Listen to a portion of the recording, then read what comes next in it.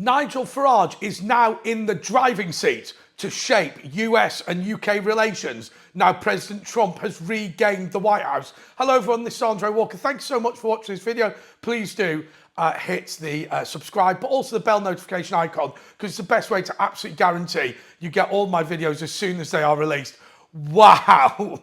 Watching Sky News during the US presidential election was absolutely glorious. I think it was about 7 o'clock in the morning when President Trump was announced as the winner in the UK. And it was like watching a funeral, Sky News. They were coming up with any excuse to have a go at President Trump. And a lot of the complaints were that he was going to cause lots of problems for the United Kingdom. All things about trade tariffs and damage to NATO, all of this stuff which really isn't true. Let's take a step back and explain to you why I think this is going to be a vintage era for UK-US relations. Look, Donald Trump, first of all, has always complained about the idea of free trade not being fair. And what he means by that is he's concerned about companies outsourcing to a place like Mexico. But he's always said that he wanted the best trade deal possible with the United Kingdom. He begged Theresa May to do a trade deal. She wouldn't do it. And of course, Steve Bannon explained that he also had been there in that meeting. So it's all confirmed and everyone's agreed. And why didn't they want to do a trade deal? The reason is because the United Kingdom, Westminster, Whitehall, is still so heavily committed to the European Union. They are desperate to have regulatory alignment. They are desperate to keep out cheap American food imports. And as I've said before, the key thing between the United Kingdom and the United States of America, the United States' biggest industry, by the way, is farming, and people forget that. But obviously, food will come in from the United States of America. Also, cars will come in from the United States of America, other manufactured goods, and the United Kingdom will export things like high-end foodstuffs and indeed financial services. So that trade deal is something that's absolutely vital. And we've got to now kick out the way those people who do not want it. The trade deal, which by the way would make billions for the United Kingdom and the United States of America, will be opposed by David Lammy, it'll be opposed by Kier Starmer, and it will be opposed by the Democrats, including Joe Biden, though the extent to which we care what he's doing, I don't think is massive.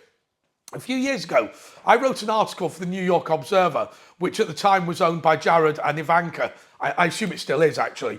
And I talked about how I wanted Donald Trump to be ambassador from the United Kingdom to the United States of America. And believe it or not, Trump began tweeting about it, obviously because he reads the newspaper that his son-in-law owned at the time.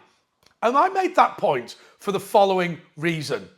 This man is the most pro-British president ever. He is a man who said he wanted to create a trade deal with the United Kingdom and celebrate by legalizing haggis in the United States of America. For those who don't know, because a haggis is a sheep's lungs, it's considered not fit for human consumption in the United States of America. But nonetheless, he wanted to legalize it. As I've said before, he's only ever had 2 political jobs. Well, I suppose 3 now. President the second time, and trade ambassador, business ambassador rather, for the government of Scotland. We now need to kick out the way that idiot David Lammy, because David Lammy, as the foreign secretary for the United Kingdom, slagged off Donald Trump. He said all sorts of things. He's a psychopath, he's a danger, etc., etc.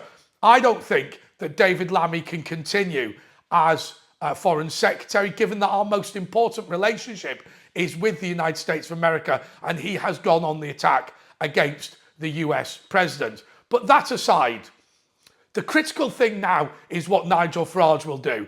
Clearly, he cannot be ambassador to the United States of America because he's a member of parliament. I'd be very surprised if he was willing to resign his parliamentary seat of Clacton, even if they gave him a seat in the House of Lords. So there does need to be a new ambassador. They're talking about either David Miliband, the former foreign secretary, or Peter Mandelson, the former vice president of the European Commission. But I'm going to say this to you. The person that is the ambassador from the United Kingdom to the United States of America should be decided on by Nigel Farage. Because when I watched in Florida this morning or yesterday, depending on what time you're watching this, when I watched Florida, that was where Nigel Farage was. He was somebody who is right at the heart. And we saw in the last rally that Donald Trump made, he pointed out Nigel Farage. Now, let me tell you this. I have always said, ever since I worked for Steve Bannon at Breitbart, we founded Breitbart London together, along with Raheem Kassam, James Dellingpole, and a couple of other guys. But we've always said that this MAGA movement and the Brexit movement are the same movements. They're a group of people in the Anglosphere who are sick of their government failing them. Now, I think what is going to happen in America, what is happening in America will happen in the United Kingdom. Trump always said that his phenomenon could not have happened because of without Brexit.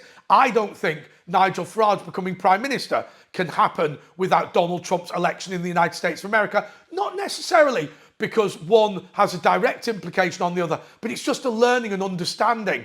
If you remember, the reason the Tea Party was so fascinated with UKIP was because they had stayed within the Republican Party, whereas UKIP had left the Conservative Party. But I think the message now has to be really clear to Kier Starmer.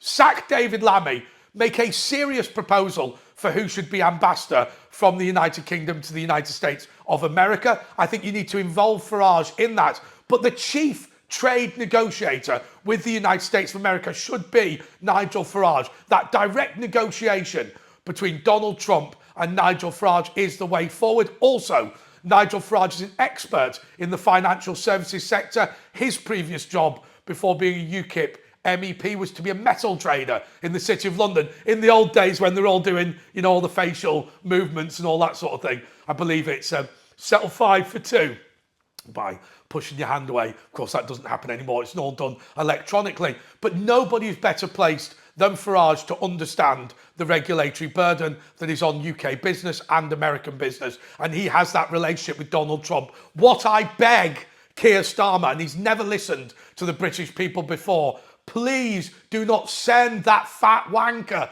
David Lammy, down to negotiate. The guy's got the brains of a bath sponge. I thought his speech at the UN, when he was going on and on and on about slavery in reference to the Russian invasion of Ukraine. By the way, the only thing Vladimir Putin hasn't done is slavery. So what the hell he was on about, I've got no idea. Imperialism, this.